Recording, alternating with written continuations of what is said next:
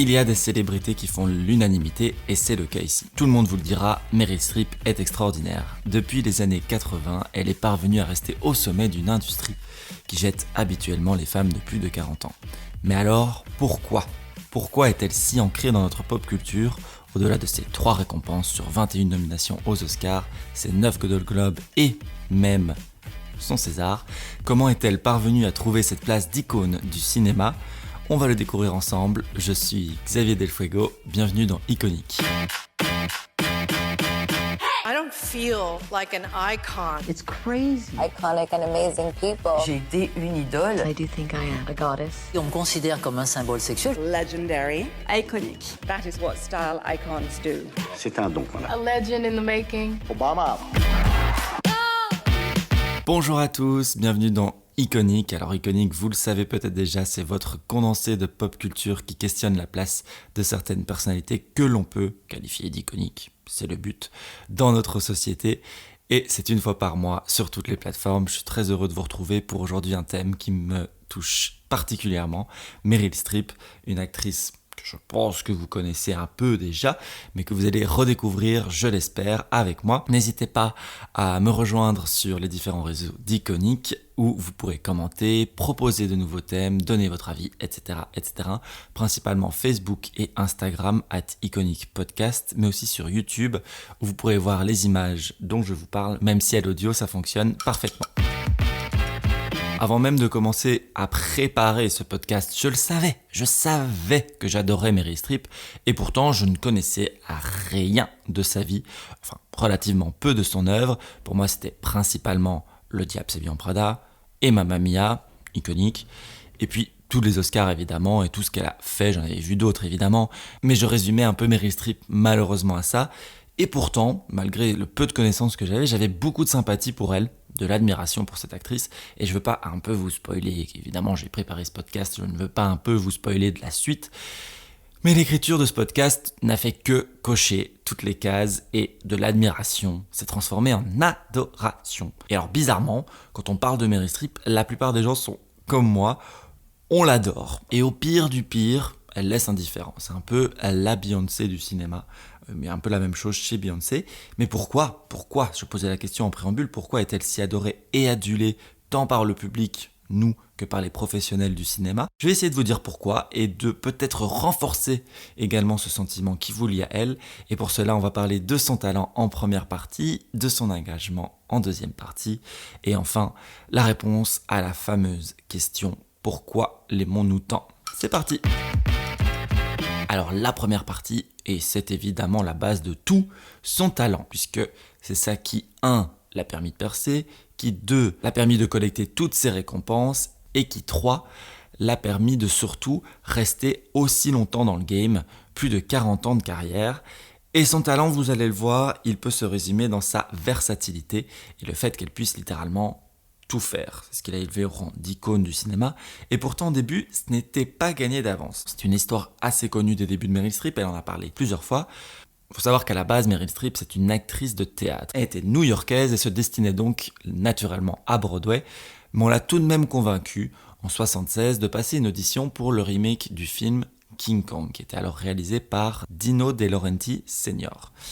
Alors, elle était un peu connue déjà dans le monde du cinéma new-yorkais, on avait déjà fait l'éloge de Meryl Streep dans plusieurs papiers, mais elle était inconnue d'un public plus large, et notamment dans le cinéma, et notamment de Dino De Laurenti Sr. qui était totalement irrespectueux avec elle. Lorsqu'elle s'est présentée pour un casting, avec son visage aujourd'hui connu de tous, mais Dino, lui, n'était vraiment pas impressionné, à un tel point qu'il l'aurait dit, en italien, à son fils « Che brutta ». Pourquoi est-ce que tu m'apportes cette chose horrible.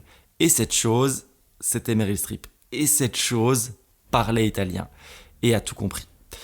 Elle a alors répondu en italien avant de partir qu'elle était désolée de ne pas être assez belle. So I said to him, mi dispiace molto, but I understand what you're saying. I'm sorry I'm not beautiful enough to be in King Kong.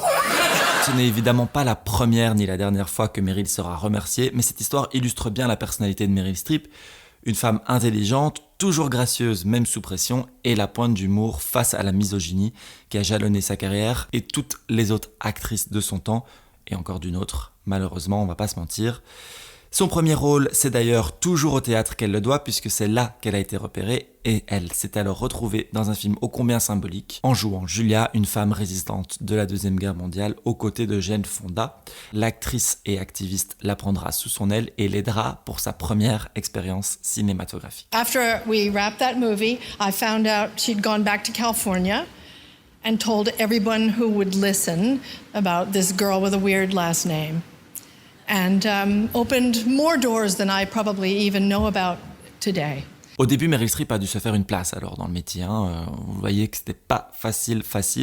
Son agent, et Jane Fonda du coup, assurait qu'elle était parfaite pour tel ou tel rôle, mais peu de gens la croyaient. Et c'était le cas pour un film qui va quand même lui accorder son premier Oscar d'une longue série.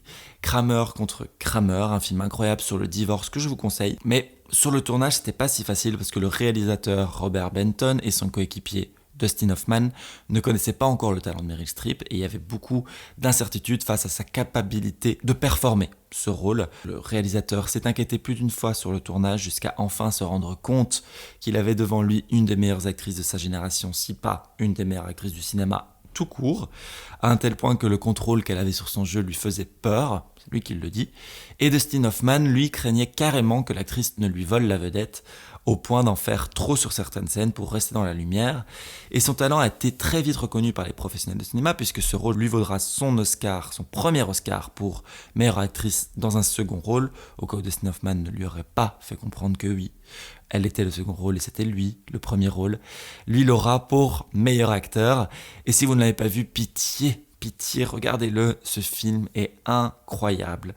Et même pour l'acteur qui joue le fils des deux parents au sein du divorce, qui lui est incroyable et qui a même, lui, été nommé aux Oscars alors qu'il n'avait même pas encore 10 ans. Mais au fil des années, les Oscars, elle les connaîtra très très bien, puisqu'elle a un record de nominations et pas moins de 3 récompenses à son actif, ce qui deviendra un running gag des Oscars. When they called my name, I had this feeling I could hear half of America going, oh no. Oh, come on, why? Her. Again, you know? But whatever. Par la suite, elle voulait un film loin de New York pour éviter de se laisser piéger dans un rôle et surtout retrouver la raison pour laquelle elle voulait jouer, à savoir s'amuser. I certainly wanted to have more fun with my career. And so I looked for opportunities, yes, to screw with how I looked, how I sounded. It was conscious in a way because I thought, I'll die.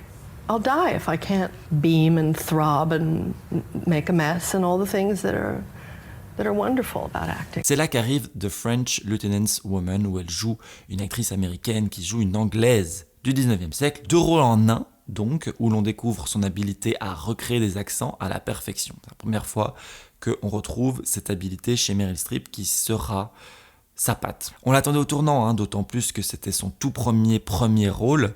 Et c'est bel et bien ce rôle de Sarah dans The French Lieutenant's Woman qui a fait d'elle une actrice destinée aux rôles principaux et donc, contre ses propres attentes, à une star du grand écran. Et pourtant, looking back, elle n'aime pas trop la performance qu'elle a donnée dans ce film. I was young and new at this. I wasn't as pleased as I could. I didn't feel like I was living it. You always want to do something better after the fact, but you know. Elle ajoutera même qu'elle ne se trouvait pas du tout belle en brune et pendant des années, elle a douté de sa beauté, de son charme. Elle voulait être plus belle et on la comprend puisqu'elle évoluait dans une industrie obsédée par la beauté et la jeunesse, mais malgré elle, sa beauté à elle, un peu moins normalisée par rapport à d'autres actrices de son temps, lui a permis de durer plus longtemps.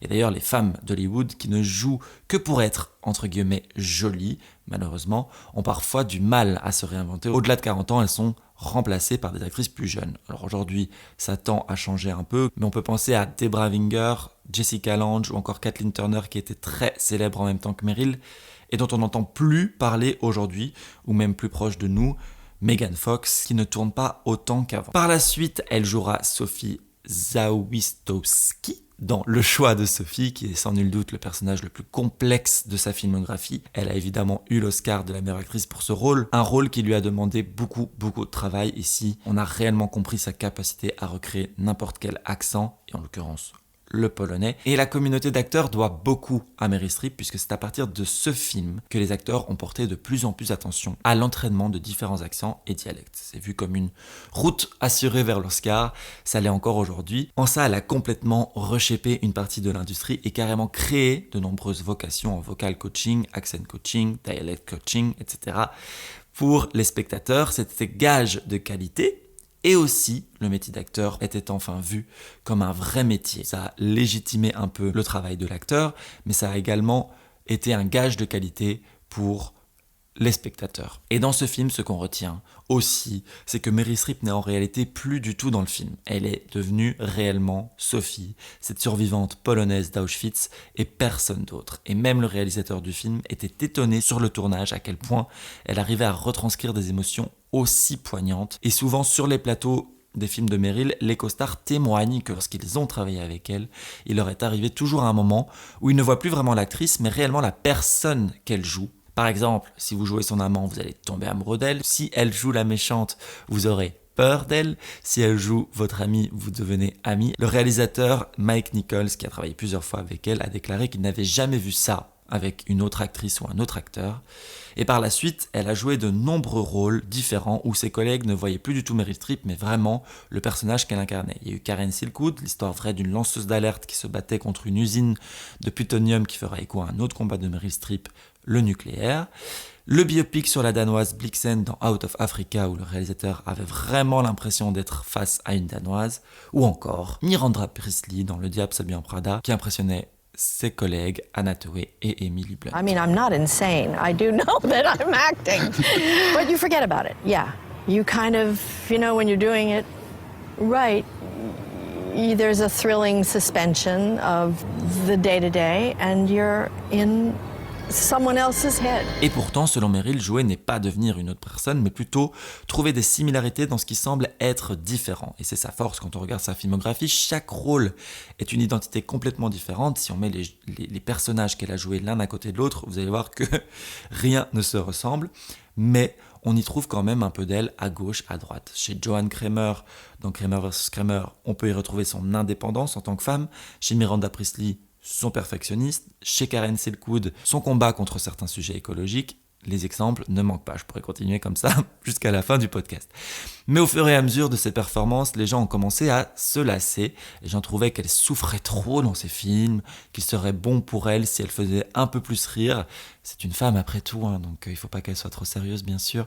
Son jeu était vu comme trop technique, trop parfait, mais surtout redondant. Et arrivée à 40 ans, Meryl était persuadée pour elle que c'était fini. D'autant plus que passé ses 40 ans, elle a reçu 3 scénarios une fois 40 ans passés, pour jouer une sorcière. Le seul rôle possible pour une femme au-delà de cet âge, apparemment, selon le patriarcat. Et ses collègues de son âge vivaient des moments très particuliers. Sally Field, par exemple, une autre grande actrice, avait 47 ans quand on lui a proposé de jouer la mère de Tom Hanks dans Forrest Gump, alors que 6 ans plus tôt seulement, elle jouait son flirt dans Punchline. Meryl Streep a alors pris la parole sur ce sujet en 90 à la conférence des femmes du Screen Actors Guild. Même si le message résonnait, la plupart des autres actrices ont pris leur distance. Tout le monde ne pouvait pas se permettre de challenger le système comme l'a fait Meryl Streep. Malgré tout, elle a ouvert la voie pour d'autres actrices de parler de ce sujet des années plus tard, même si le problème est toujours présent. 48 was really, you were just getting the shovel ready to go in. Has it changed or are you just exceptional? I think it's changing. I think I'm forging a path. I think I'm out there on behalf of all the old broads and I'm proud to be there. And some people are happy about it, some are not. So screw them. Tout cela aidant, elle a opéré un changement radical dans sa filmographie à partir de la fin des années 80 en jouant des comédies. She Devil, Postcard from the Edge, mais surtout Death Becomes Her, La mort vous va si bien, une comédie complètement délurée, sur des femmes qui ne veulent pas vieillir et où elles se battent uniquement pour attirer l'attention des hommes. Alors c'était un ovni à l'époque qui est devenu culte depuis, n'a pas super bien marché à l'époque, mais aujourd'hui beaucoup de gens le re-regardent parce que c'est vraiment incroyable. Mais les réalisateurs et d'autres acteurs avaient peur à l'époque. Est-ce que Meryl Streep serait aussi bonne en comédie qu'en drama? Et elle a très très vite, encore là, une fois, rassuré avec un timing de la comédie hors norme qui lui vient plus que probablement de sa formation théâtrale. Par la suite, autre changement, là vraiment on est dans la période de sa carrière où Meryl Streep a tout fait. The River Wild, où elle joue une femme dans un film d'action. Premier rôle pour une femme dans un film d'action, inexistant à l'époque. Ici son engagement se retrouve aussi dans l'histoire un peu de ce film, puisque sur les affiches du film on voulait la mettre avec une arme à feu à la main. Elle a mis le poing sur la table pour ne pas le faire parce qu'elle disait que l'avoir avec une arme à la main c'était faire la propagande et la publicité des armes à feu, ce qu'elle ne voulait pas. Alors bien entendu, beaucoup d'autres films se sont ajoutés à la panoplie des rôles de Meryl Streep, mais je saute jusqu'à celui de Miranda Priestly, que vous connaissez peut-être dans Le Diable s'habille en Prada, qui est probablement le plus iconique et significatif de sa carrière pour plein de raisons. Alors évidemment, personnellement, je l'aurais écrit sans même vérifier, mais quand même, j'ai fait mes recherches, je dis pas ça uniquement parce que j'adore ce film et parce que j'adore ce rôle, c'est littéralement un rôle iconique. C'est là qu'on va se rendre compte de sa stature d'icône du cinéma, et pourtant c'est une comédie, un film qui, à la base, personne ne pensait qu'il allait autant influencer la culture et la pop culture principalement. Ce film, évidemment, a donné plus qu'un énième succès à Meryl Streep. À l'époque, c'était le plus gros box-office de Meryl Streep. Il lui a permis d'élargir son aura auprès de plusieurs générations, mais également de renforcer son côté iconique. Le film a même permis à Anna Wintour de devenir elle aussi plus iconique auprès d'un grand public. Elle fera l'objet d'un autre iconique très rapidement. Elle travaillait bien et personne ne pouvait faire ce qu'elle faisait. La rumeur disait qu'elle était contre ce film, mais est tout de même venue à sa première à New York, habillée en Prada. Le film a eu un retentissement culturel inattendu, je le disais, et se retrouve dans plein de sketchs à la télé, sur internet, jusqu'à devenir un mème entier, et c'est son rôle le plus emblématique. Il s'agit du plus gros succès que Meryl Streep ait eu dans sa carrière, jusqu'à l'arrivée de Mamma Mia. Et en parlant de Mamma Mia, tout le monde était surpris que Meryl Streep accepte ce rôle, mais à l'inverse, Meryl Streep était d'autant plus surprise qu'on lui propose ce rôle. Elle était évidemment ravie. Ce sera un très très gros succès commercial puisqu'il fera 600 millions de dollars au box-office. Et ici, elle a cassé enfin le toit de verre en prouvant qu'une femme de 59 ans pouvait encore être une star rentable, ce qui n'était jamais arrivé auparavant. Par la suite, elle jouera Margaret Thatcher dans Iron Lady, qui lui vaudra sa 17e nomination aux Oscars et 3e Oscar. Le film était produit alors par Harvey Weinstein, une des premières personnes qu'elle a remerciées lorsqu'elle a gagné le Golden Globe pour ce film, une déclaration qui reviendra des années plus tard dans l'affaire Weinstein. I just want to thank my agent, Kevin Uvain, and God, Harvey Weinstein, The Punisher, Old Testament, I guess. Alors vous l'avez peut-être senti venir dans la première partie de ce podcast, son art est souvent entremêlé avec son engagement, ce qui est le sujet de ma partie 2. On va parler de Meryl Streep, l'engagée. Les droits humains et des femmes, le changement climatique, la liberté de la presse, le mouvement Time's Up en réponse à MeToo, nombreux sont les combats de Meryl Streep. Je le disais, elle se fonde à 100% dans chaque personnage, entre apprendre le polonais pour jouer une mère polonaise dans Le Choix de Sophie, jusqu'à changer complètement de style pour Le Diable s'habille en Prada. Elle a rarement joué 2 fois le même personnage. À la place de ça, elle est parvenue à étendre son jeu pour avoir des rôles inhabituels et plus compliqués, alors qu'à l'époque, la plupart des autres actrices devaient se contenter du rôle basique de la femme solidaire du mari, la mère qui donne tout pour ses enfants, bref, la femme qui se met en retrait pour laisser plus de place au rôle principal, celui de l'homme. Et Meryl Streep ne voulait pas ça. Elle était plus intéressée d'humaniser quelqu'un qu'on n'aimerait pas de prime abord, alors que de jouer la femme aimée par définition, à savoir l'épouse, la mère, la prostituée, la secrétaire, ce n'était pas pour elle. Et c'est d'ailleurs pour ça qu'elle n'a pas hésité à dénoncer le sexisme dans le cinéma bien avant que cela soit à la mode. À la sortie de Pretty Woman, par exemple, elle n'a pas hésité à tacler le film dans son discours à la première conférence des femmes du Screen Actors Guild en 90, j'en parlais. Elle y parlait de la place de la femme et déjà de l'inégalité salariale entre les hommes et les femmes, un sujet qui lui vaudra de devenir un mème 25 ans plus tard aux Oscars, quand elle applaudira vigoureusement le discours de Patricia Arquette sur le même sujet, comme quoi certaines choses et certaines lignes ne bougent toujours pas. À l'époque, elle a été étiquetée comme l'actrice compliquée, l'actrice fâchée, alors que bon, elle demandait juste l'égalité salariale entre les hommes et les femmes. Alors au départ, Meryl n'aimait pas trop partager son avis, parce qu'on cataloguait vite les femmes qui osaient parler comme des femmes compliquées. C'est ce qui est arrivé un peu à Jane Fonda, qui était connue pour son engagement politique, notamment contre la guerre du Vietnam. Mais ça n'a pas duré longtemps. Après la naissance de ses enfants, il était important pour elle d'utiliser sa plateforme et de faire résonner certains messages. Elle en parle d'ailleurs dans un discours quand elle voyait tout ce qui était mis à mal dans la société, dans le monde, l'écologie, les inégalités, la cause LGBT. Il fallait qu'elle parle alors qu'elle aurait préféré rester chez elle. The weight of all my honors is part of what brings me here to the podium. It's against every one of my natural instincts, which is to stay the fuck home. It's hard to stand up. It's hard. I don't want to do it. And the only way you can do it is to feel you have to. You have to. You don't have an option. You have to. Stand up, speak up, act up. Une autre cause importante pour Meryl Streep, l'environnement, et ce depuis 88, lors de son tournage de A Cry in the Dark, un film génial aussi, je vous le conseille, qui a été tourné en Australie. Elle était préoccupée alors par le trou de la couche d'ozone, je vous rappelle qu'on est en 88, et les conséquences sur la vie des Australiens. Elle s'est renseignée alors sur le sujet et au fur et à mesure est tombée sur une étude sur les pesticides aux USA et à quel point les enfants y étaient en contact. Elle est alors partie à la rencontre avec l'association à l'origine du rapport, et la loi qui était bloquée depuis 12 ans, obligeant les entreprises à lister les pesticides sur leurs produits, est enfin passée. Et politiquement aussi, elle n'a pas hésité à parler publiquement. Très tôt, elle s'est opposée à Bush contre la guerre en Irak, mais c'est surtout avec Donald Trump que Meryl Streep est montée au créneau, comme beaucoup d'autres artistes à l'époque. Pour le coup, il était, entre guillemets, commun de s'attaquer à cette personne politique qui, elle, n'hésitait pas à rabaisser d'autres personnes, notamment un journaliste handicapé qu'il a imité lors de ses discours et qui avait poussé Meryl Streep à en parler vigoureusement au Golden Globe. It kind of broke my heart when I saw it, and I still can't get it out of my head because it wasn't in a movie. It was real life. Disrespect invites disrespect. Violence incites violence. When the powerful use their position to bully others, we all lose. Ce qui a probablement poussé le président Trump à tweeter que Meryl Streep était l'actrice la plus surcotée de l'histoire, une sortie qui avait fait pas mal de bruit alors à l'époque et qui avait poussé encore une fois l'actrice à répondre. I am the most overrated and most over-decorated actress who likes football of my generation. Cet extrait est issu de son discours lorsqu'elle a remporté un prix qui récompense les alliés de la cause LGBT.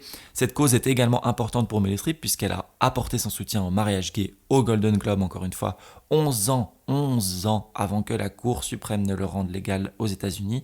Et dans son discours, elle parle d'ailleurs de son attachement à la communauté, et ça depuis le plus jeune âge, et à quel point les choses ont certes évolué aujourd'hui, mais qu'il reste encore beaucoup de choses à faire pour une meilleure inclusion et égalité. Dedicate to my gay and trans teachers, colleagues, mentors, friends, all of whom should take the credit for me being up here, because they taught me from a very young age the very best lesson, and that is to be yourself and love. Most of the advances in acceptance and advocacy and law have come straight from the work of this organization. Well, I don't know how straight it was, but you have made the lives of people I love better, stronger, and safer. Et bien entendu, un autre combat important pour elle, l'égalité homme-femme, vous l'avez senti venir, j'en parle depuis le début. Et quand en 2015, on lui a demandé si elle était féministe, elle a répondu d'ailleurs qu'elle était juste humaniste avant tout, pour une égalité. Mais ça ne l'a tout de même pas empêché de se positionner pour améliorer la place des femmes dans l'industrie du cinéma, bien entendu, mais plus largement pour corriger la place de la femme dans l'histoire, vu qu'elle en a souvent été effacée. Et j'en parlais, elle a failli être mise à mal par l'affaire Weinstein, puisqu'elle a collaboré avec le producteur plusieurs fois, et qu'il semblait alors impossible pour plusieurs personnes de ne pas savoir. C'est arrivé sans que je le sache. Si j'avais su, j'aurais pu changer l'histoire. Je n'étais pas consciente. Et en fait, il s'assurait que des personnes qui comptaient pour lui ne savaient pas ce qu'il faisait. C'était comme ça qu'il menait ses affaires. J'avais de la valeur pour lui et ça me rend malade que j'attirais les femmes chez lui parce que je lui donnais une sorte de crédibilité. Et cela me tue. Elle s'en sera toujours défendue jusqu'en 2018 où elle a participé avec 300 femmes d'Hollywood au mouvement Time's Up, qui n'est apparemment pas seulement un jeu de mime, mais aussi une initiative visant à protéger les femmes du harcèlement et de la discrimination. Alors on le voit aujourd'hui, elle parle plus qu'auparavant, on le sent quand on s'intéresse à Meryl Streep l'engagée. On voit au début que c'était un peu plus timide, mais aujourd'hui évidemment elle se rend bien compte de sa stature et a peut-être moins peur des représailles, se sent plus légitime, mais également parce que les acteurs de manière générale parlent plus, utilisent de plus en plus leur communauté pour transmettre des messages. Elle est là aussi le reflet de notre société en tant que femme, au-delà des films qui le sont à peu près tous d'une certaine façon, le reflet de notre société, mais même elle, dans ses messages, a su être le reflet de notre société aujourd'hui. C'est une des raisons pour lesquelles nous l'aimons tant, vous allez le voir, et parce que oui, ce talent, cet engagement varié, mais toujours constant, même si parfois un peu discret, ont fait d'elle une des actrices préférées du public et des institutions professionnelles. Mais alors pourquoi l'aimons-nous tant ? Je vais y répondre en partie 3. Alors cela va sans dire que Meryl Streep est talentueuse et engagée dans de nouveaux combats qui au final nous touchent tous, mais alors pourquoi l'aimons-nous tant ?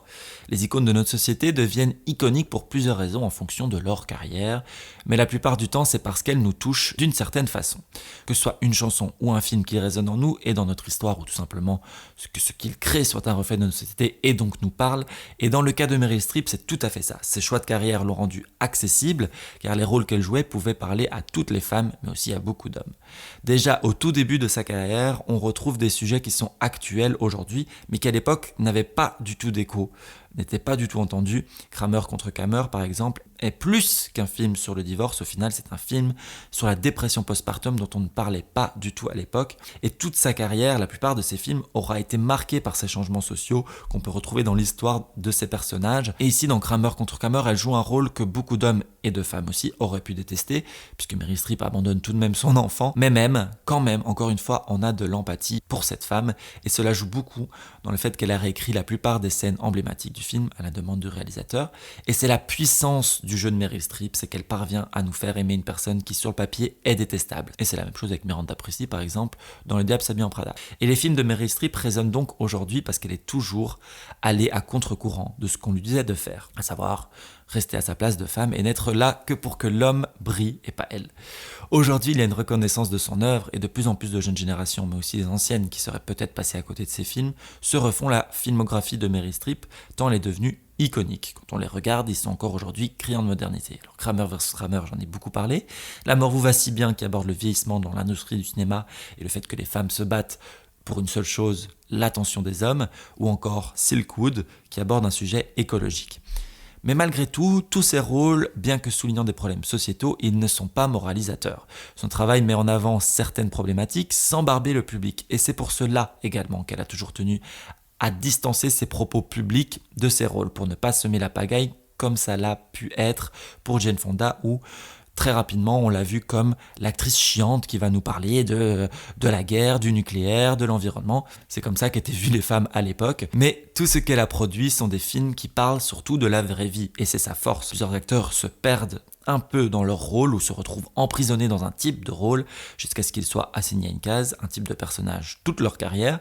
Mais ici c'est elle qui prend le contrôle. Dans chacun de ses rôles on retrouve un peu d'elle et au final c'est à elle, à Meryl Streep qu'on s'attache, qu'on finit par aimer, peu importe ce qu'elle joue. Et même en interview, on se rend vite compte qu'elle est naturelle et entière. Mais la raison principale pour laquelle elle fait ça, pour laquelle elle se présente normale entre guillemets, c'est qu'elle avait peur d'attiser la jalousie. Imaginez, vous êtes une des meilleures actrices de votre génération, tout vous sourit, vous avez des super films qui marchent super bien au cinéma, vous avez plein d'Oscars, plein de récompenses, tout ça, ça attire quoi ? Ça attire de la jalousie. T'es obligé pour elle de garder les pieds sur terre, d'une part, mais d'autre part aussi le montrer pour que son succès et son talent ne lui retombent pas dessus. Malgré tout, toute sa carrière, elle a osé prendre la parole pour au final, à 70 ans, être aussi bankable que Jennifer Lawrence. Toute sa vie, elle a réussi à évoluer dans une industrie qui n'est pas facile pour les femmes et encore moins pour les femmes de plus de 40 ans. Et donc ici, son parcours force vraiment le respect et elle a vraiment créé une voix pour des centaines et centaines d'actrices. Et c'est pas pour rien que énormément d'acteurs se rendent bien compte qu'ils ont face à eux une icône du cinéma et tout le monde semble adorer Meryl Streep. Viola Davis. You make me proud to be an artist. You make me feel that what I have in me, my body, my face, my age, is enough. Jim Carrey. There is no bad film on this woman. Nothing. There are no flaws. You're simply the best! Jennifer Lawrence. Is Jennifer Lawrence becoming a chameleon like Meryl Streep? No, absolutely not. I don't have the talent threshold. Halle Berry. Meryl Streep is an American treasure. Cher. She uses her voice like she does everything else with amazing grace. Robert De Niro. I remember I was immediately struck by how unique she was, how wonderful she was. Melissa McCarthy. And I turned around, she goes, "Hi, I'm Meryl." And then I really didn't know what to say, so I just kept going, "Oh my God, you're Meryl Streep! Oh my God, you're Meryl Streep!" Je pourrais continuer comme ça, des heures et des heures. Je le disais, évidemment, la raison principale restera toujours son talent, c'est la base de tout. Et enfin, elle n'a pas hésité à parler publiquement de sujets sensibles tout en gardant une certaine distance. En gros, utiliser son mégaphone de superstar pour mettre certaines problématiques dans la lumière tout en laissant les professionnels du secteur faire le reste. On l'a vu plusieurs fois, que ce soit dans l'écologie, dans la cause LGBT ou même dans les associations pour les femmes. Et son statut d'icône se nourrit de ça. Même si elle ne se sent pas comme une icône, il faut bien dire, elle est ce qu'elle est. C'est une icône, elle ne se sent pas comme telle, elle l'a dit quand elle a reçu l'Icon Award en 2014. Et c'est d'ailleurs la toute première phrase de mon générique. I don't feel like an icon. Most of the days I feel like I can't. Il était donc impossible pour moi de ne pas faire un iconique sur Meryl Streep et j'espère qu'il vous a plu. Merci beaucoup à tous d'être restés jusque-là, de m'avoir écouté. J'espère, comme je le disais en préambule, que ce podcast a renforcé votre amour, votre admiration, votre adoration, you name it, pour Meryl Streep. N'hésitez pas à me dire ce que vous en avez pensé sur les réseaux sociaux, on peut en discuter, ça peut être sympa. Si au contraire, vous êtes indifférent de Meryl Streep, mais que vous êtes resté jusque-là et que ça ne vous a rien fait, venez m'en parler, ça pourrait être intéressant de discuter. @IconicPodcast sur Instagram et Facebook principalement, et sur YouTube, je le disais au tout début de ce podcast, donc j'espère qu'on pourra s'y retrouver. C'est une fois par mois, et dans un mois, on va parler d'une autre personne iconique, et on va parler de la musique, et ce sera avec Beyoncé. Je vous dis à très très vite. Au revoir.